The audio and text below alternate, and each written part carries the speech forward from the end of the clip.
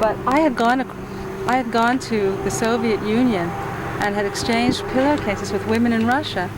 And one of the women was Grandmothers for Peace, and she looked into the eyes of another Russian grandmother, and it was like, is this the face of the enemy?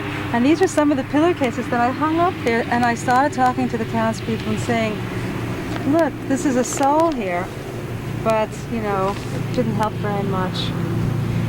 Here, this is a woman from Minsk whose all her children were killed in the war. And she writes, this is translated, Tamara Pipayuk from Minsk, and she writes, may the dream of everyone on the planet be that the earth will forever be at peace. May mothers never have to cry because their children have perished in war. So anyway, I hung up all these pillowcases. You saw them. There were 800, I think 800 pillowcases. They were gotten from all over, across the country, from sack bases. I'm an artist. I'm a visual artist, and I had done organic paintings with liquid sacks that burst, kind of a birthing kind of a thing. And that liquid sack suddenly became a sand sack when I gathered sand as a symbol that we're going to carry the burden of the earth. 500 women took 500 sacks of sand out, and suddenly the idea of sack and sack, our sack, is so different than the Strategic Air Command sack.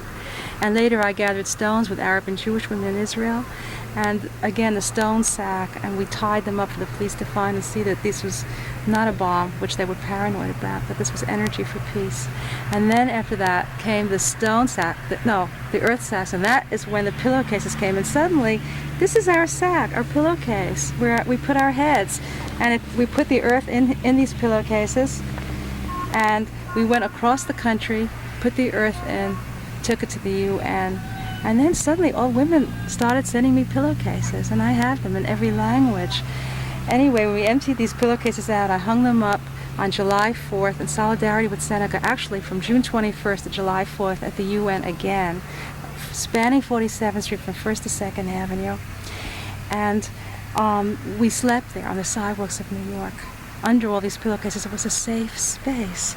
And under the Russian pillowcases, we slept under these. And then international women came and they said, we're going to go tell our friends in our country to send you, and I have in Chinese and Japanese and from Thailand, and so on. And like, it's just, you know, the pillowcases are very, of course, when we gave the Russian women images like this, you know, of this new Amazon woman, but they returned it with very, very beautiful handwriting, sort of like the Declaration of Independence, very, very nice blue ink on satin square pillowcases.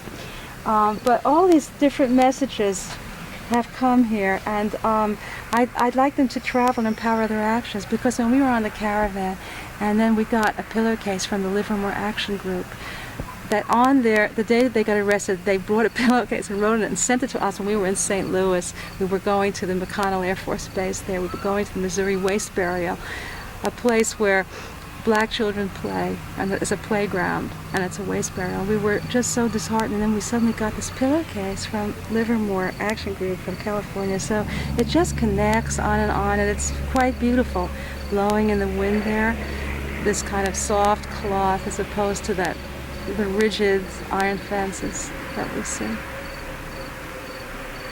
So if you want to, I mean, I guess this will continue on. I don't know how long, how much longer, but I keep getting these pillowcases. In fact, I get pillowcases from women who, oh, if I can only find this one. It's like some of them have even sent self-portraits on their pillowcases. One woman wrote, I want to live. I want to have babies. And then she wrote a letter to me saying, perhaps this is not a feminist statement, but in some ways, but that she had been sterilized. And all these kind of images, you know, all these things that women say, and the incredible beauty of them. Well, you know, one of the women who got arrested, that black woman, her name is, you have it, I saw it on her on the tape, Pauline Turtlebear. This is her pillowcase.